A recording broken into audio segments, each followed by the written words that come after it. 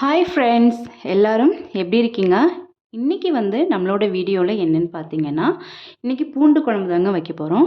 என்னோடய ஸ்டைலில் பூண்டு குழம்பு எப்படி செய்யலான்றதை பார்த்துடலாமா? வாங்க வீடியோக்குள்ளே போகலாம். நான் ஃபர்ஸ்ட் பார்த்தீங்கன்னா ஸ்டவ் ஆன் பண்ணி பேன் வச்சுட்டேங்க.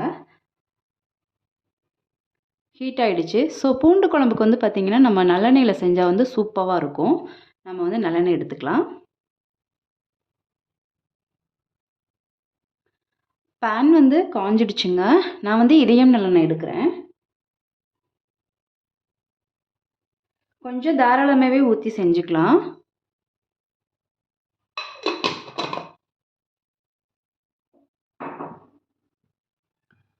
ஆயில் ஹீட் ஆகட்டும்.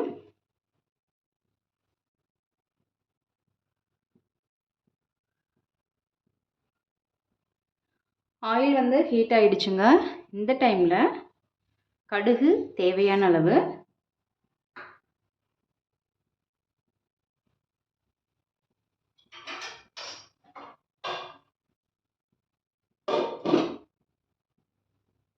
கடுகு மேலே அடிக்கும் இல்லையா, அதனால் மூடி போட்டேன். கடுகு வெடிச்சிடுச்சு. இப்போ வெந்தயம்,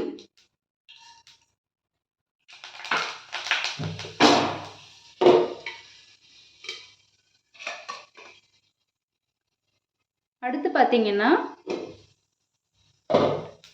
நான் 3 வரமிளகாய், பெரிய ஆனியன்,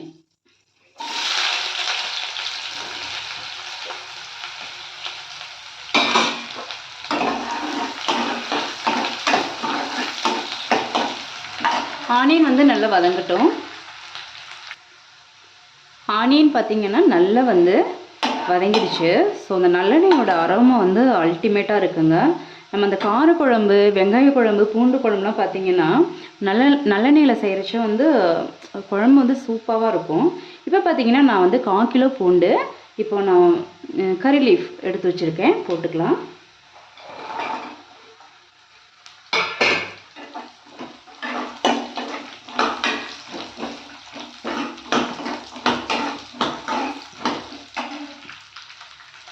பூண்டு நல்லா வணங்கட்டுங்க.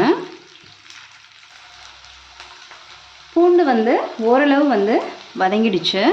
இந்த டைமில் பார்த்தீங்கன்னா நான் ஒரு பெரிய தக்காளி, ஒரு சின்ன வெங்காயம் பார்த்தீங்க, இதை அரைச்சி வச்சுருக்கேன். ஸோ சேர்த்துக்கலாம் அது கூட.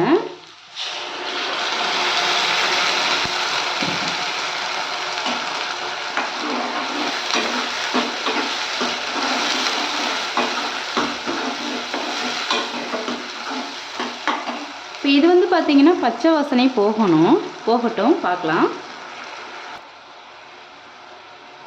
வெங்காயம் தக்காளி அரைச்சோம் இல்லையா, அது கூட பார்த்தீங்கன்னா 1 ஸ்பூன் ஜீரகம், 1 ஸ்பூன் பெருஞ்சீரகம் சேர்த்து அரைச்சிருக்கேங்க. நீங்களும் பூண்டு குழம்பு செய்கிறச்ச ஸோ இந்த மாதிரி ஃபாலோ பண்ணிக்கோங்க. நமக்கு பச்சை வாசனை இப்போ போயிடுச்சுங்க.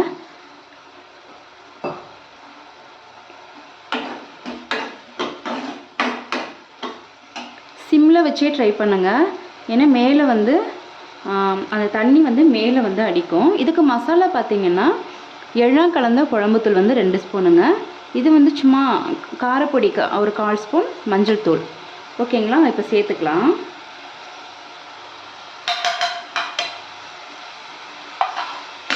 சேர்த்துட்டு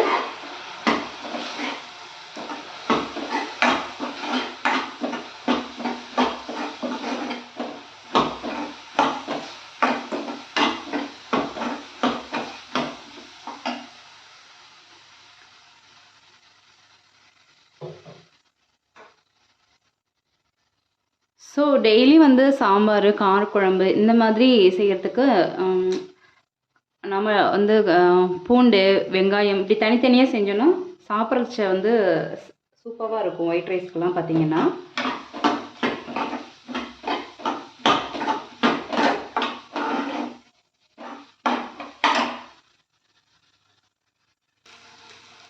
இப்போ என்ன பண்ணுறோம் அப்படின்னா, அந்த குழம்புக்கு தேவையான ஆயில் பிரிஞ்சு வருது பார்த்தீங்களா? இந்த டைமில் சால்ட்டு சேர்த்துக்கலாம்.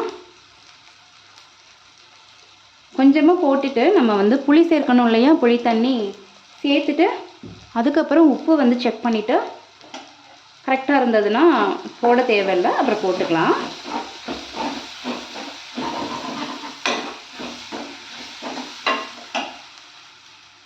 ஓகே, நான் வந்து பார்த்திங்கன்னா ஒரு லெமன் சைஸ் அளவுக்கு வந்து புளித்தண்ணி வந்து கரைச்சி வச்சுருக்கேன். இப்போ சேர்த்துக்கலாம்.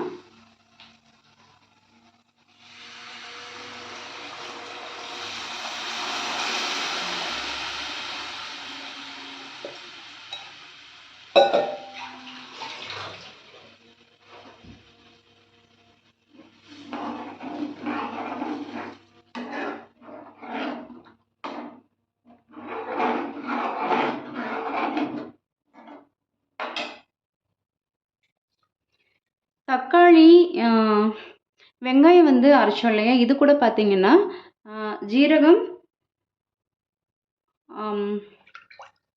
பெருஞ்சீரகம் சேர்த்து அரைச்சோம் இல்லையா, இந்த தண்ணி வந்து நான் சேர்த்துக்கிறேன் இதில். ஓகே,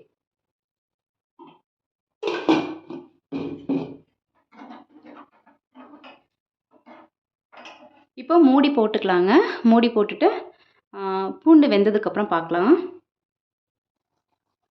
மூடி போட்டிருந்தோம் இல்லையா, அது திறந்து அப்பப்போ கிண்டி விட்டுறணும், இல்லைன்னா அடி பிடிச்சிக்கும். ஓகேங்களா, குழம்பு வந்து கிண்டி கிண்டி விட்டுக்கணும்.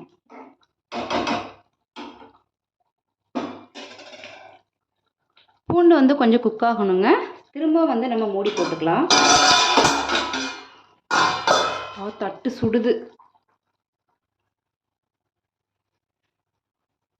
நான் ஃபர்ஸ்ட்டு தட்டு போட்டிருந்தேன் இல்லையா, ஸோ அதை எடுக்கிறச்சு வந்து என்னை சுட்டுருச்சுங்க. ஸோ இப்போ நான் எடுத்துட்டேன். பாருங்கள், எண்ணெயெல்லாம் பார்த்திங்கன்னா பிரிஞ்சு வந்துடுச்சு. ஸோ வந்து நமக்கு பூண்டு குழம்பு வந்து ரெடி ஆயிடுச்சுங்க.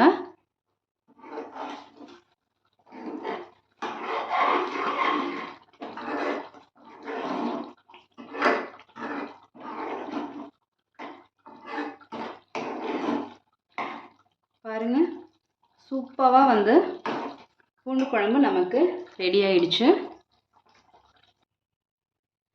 பாருங்க, பூண்டு குழம்பு வந்து சூப்பராக வந்து ரெடி ஆயிடுச்சு. நீங்களும் வந்து இந்த மாதிரி ட்ரை பண்ணி பாருங்கள். ஸோ இந்த வீடியோ வந்து உங்களுக்கு பிடிச்சிருந்தது அப்படின்னாக்கா ப்ளீஸ் மறந்துடாமல் சப்ஸ்கிரைப் பண்ணிவிட்டு ஷேர் பண்ணுங்கள், லைக் பண்ணுங்கள், கமெண்ட் பண்ணுங்கங்க. ஸோ என்னோடய சேனலுக்கு வந்து சப்போர்ட் பண்ணுங்கள். ஸோ நெக்ஸ்ட் வீடியோவில் பார்க்கலாம்.